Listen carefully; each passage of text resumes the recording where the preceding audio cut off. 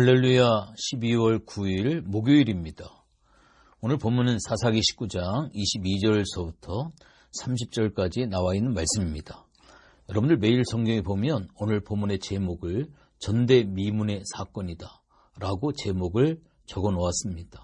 제가 참 설명을 드리기가 참 괴롭고 참 마음이 무겁고 있어서도 안 되고 있을 수도 없는 그러한 사건이 오늘 본문 속에 기록이 되어져 있습니다. 오늘 본문 22절서부터 26절까지의 말씀을 봉독해 드립니다.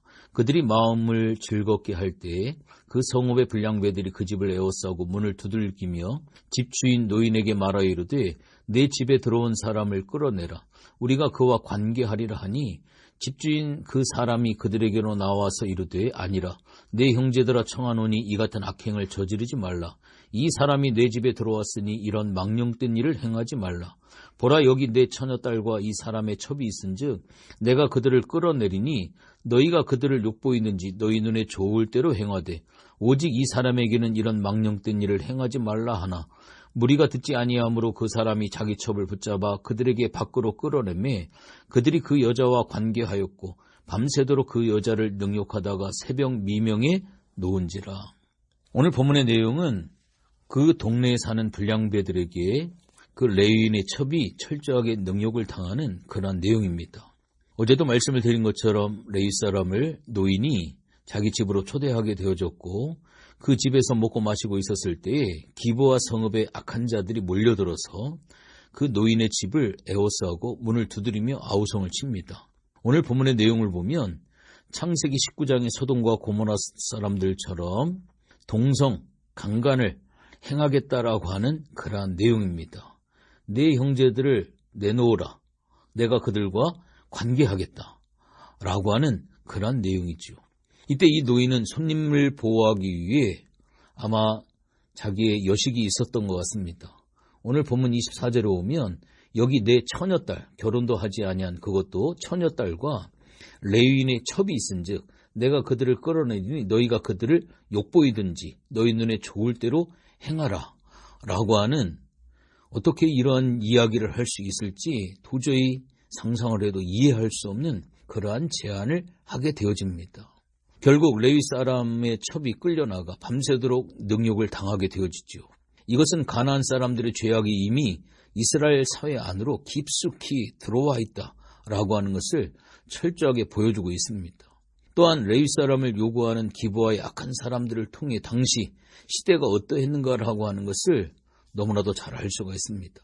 하나님의 말씀을 떠나게 되어지면 총체적인 타락을 맞이하게 된다라고 하는 것을 보여주고 있습니다. 남색을 요구하는 자들, 동성연애를 요구하는 자들과 그들에게 자신의 딸을 내주려고 하는 사람, 그리고 냉혹하게 첩을 끌어내어 그들에게 주는 사람, 이들의 극심한 타락은 소돔과 고모라 시대부터 현재까지 얼마든지 재현될 수 있다라고 하는 안타까움과 가슴 아픈 그러한 상황을 말씀을 드릴 수밖에 없습니다. 하나님은 타락이 극에 달한 이스라엘을 버리지 않으셨습니다. 더 이상 타락할 데가 없는 도저히 회복이 불가능한 이스라엘을 구원하시기 위해 하나님은 이미 계획을 세우셨고 신실하게 이루어가시는 모습을 봅니다. 그 계획의 완성이 바로 죄인을 구원하기 위해 이 땅에 예수 그리스도를 보내신 그러한 사건입니다.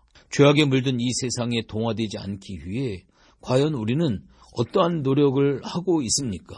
죄악이 가득한 이 땅에서 우리는 자칫 타락한 세상 문화에 동화되어 거룩함을 잃어버리기가 쉽습니다.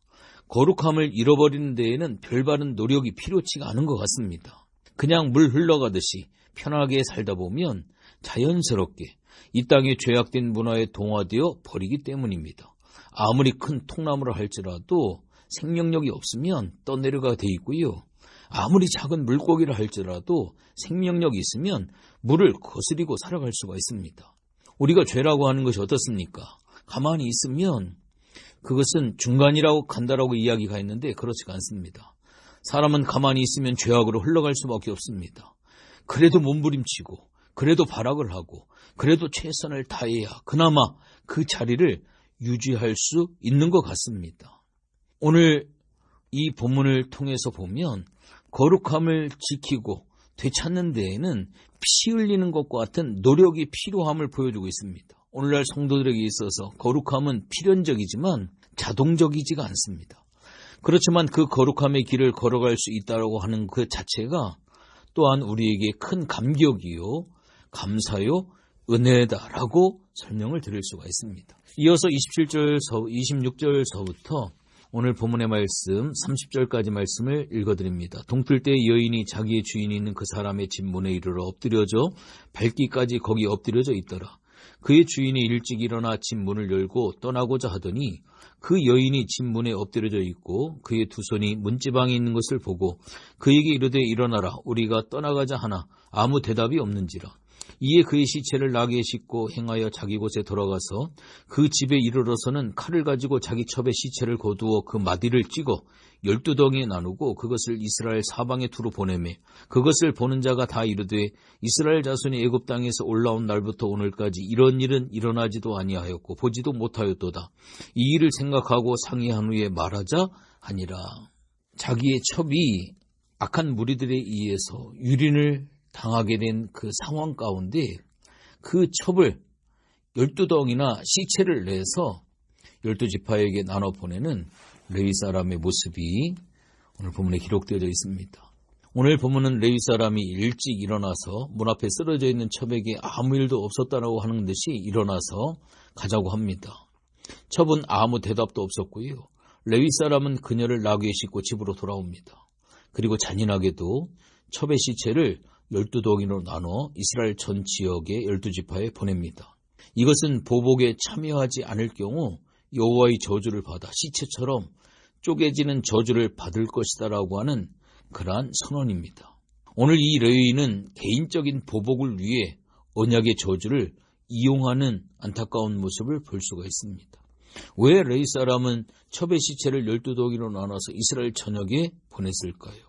여러분들 자신의 입장에서 보면 정당하게 보이는 것이 하나님의 입장에서 보면 어마어마한 큰 죄악일 수 있다라고 하는 것을 오늘 본문을 통해 깨달았으면 참 좋겠습니다. 하나님이 보시기에는 개인적인 보복을 위해 거룩한 제도마저 악용하는 레위 사람도 어떻게 보면 하나님의 관점에서는 기브아 사람과 별반 다를 바 없는 멸망의 자식이라고 하는 사실입니다. 우리가 매사에 어떤 상황들을 내 욕심의 눈으로, 내 죄악된 눈으로 판단하고 바라보는 것이 아니라 하나님의 관점에서, 하나님의 입장에서 바라봐야지만이 내가 얼마나 하나님 앞에 죄악이고 모순돼 있고 내가 얼마나 타락했는지 그것을 철저하게 볼 수 있다라고 하는 이 비밀을 깨달으시기를 바랍니다. 하나님은 타락한 교회를 향해서 분명히 경고하시죠. 레위 사람의 고발은 실상 이스라엘 12지파의 타락상을 고발하는 하나님의 경고라고 볼 수도 있습니다. 말세의 교회는 하나님의 경고에 귀 기울이며 늘 엎드려 겸손하게 하나님의 말씀에 귀를 기울여야 합니다. 그래야 우리가 얼마나 하나님 앞에 지금 죄를 범하고 있는지 또한 우리가 얼마나 철저한 죄인인지를 회개하고 우리 예수 그리스도 앞에 돌이킬 수 있다라고 하는 사실입니다. 여러분들 죄악에 대해서 얼마나 민감하십니까?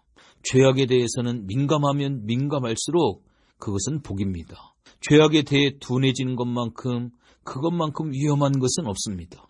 우리는 죄악에 민감해지기 위해 자신을 하나님 입장에서 하나님의 관점으로 바라볼 수 있는 훈련이 필요합니다. 자신의 입장에서 자신을 바라보면 이기적인 자신의 죄악을 깨닫지 못하거나 그것을 철저하게 합리화하고 변명하기가 너무 쉽다라고 하는 겁니다. 그러나 그것이 죄악인 것을 인식해야 하나님의 심판을 두려워할 수 있고 하나님의 심판을 두려워해야 회개하며 예수 그리스도의 의를 붙잡을 수가 있습니다. 오늘 이 레위인이 자신이 잘못하고 자신이 죄악 가운데 머물러 있고 자신이 얼마나 엉뚱한 행동을 하고 하나님의 반대편에 서 있는지 그 사실을 그가 알고 있었고 하나님 앞에 자신의 죄악을 회개했었다라고 한다면 이런 어처구니 없는 그러한 행동은 하지도 않았을 거고요. 또한 그러한 결과를 얻지도 않았을 겁니다. 그러나 그가 당한 일만 생각을 하고 자신의 분노를 하나님의 입장이 아닌 자신의 생각으로 분노를 처리하고 일 처리하려고 하는 이 행동을 보면서 저 자신도 여러 가지 많은 것들을 하나님 앞에 깨닫게 되어집니다. 결론적으로 말씀을 드립니다. 우리는 죄악에 대해 더 민감해져야만 합니다. 죄악에 민감해지는 것만큼 그것은 은혜다 라고 오늘 말씀을 한마디로 정리를 하고 싶습니다. 오늘도 하나님의 관점에서 하나님의 안경으로 말씀에 비추어서 나 자신을 돌이켜보고 회개하고 하나님 앞에 설 수 있는 복된 은혜가 있으시기를 주님의 이름으로 부탁을 드리겠습니다. 기도합니다. 하나님 고맙고 감사를 드립니다. 오늘 전대미문의 사건 있어서도 안 되고 정말로 있을 수도 없는 엄청난 어마어마한 그러한 사건들, 오늘날 이 시대에 참 타락한 시대를 살아가고 있는데 이 시대에도 없는 이 타락의 극치의 일이 진행되는 모습을 보면서 참 마음이 아픕니다. 하나님, 하나님의 관점에서 나를 바라볼 수 있는 분별의 영을 꼭 허락하여 주시옵소서. 내 이기심, 내 욕심으로 평가하고 판단하고 합리화하고 변명하지 말게 하게 하시고 다른 사람을 비판하고 정죄하지 말게 하게 하시고 하나님의 관점에서 하나님의 눈으로 나를 보고 내가 얼마나 하나님 앞에 죄악이고 모순덩어리고 얼마나 악한 사람인가를 살펴볼 수 있는 깨달음의 은혜를 허락하여 주시옵소서. 감사를 드리며 예수님의 이름으로 기도했습니다. 아멘.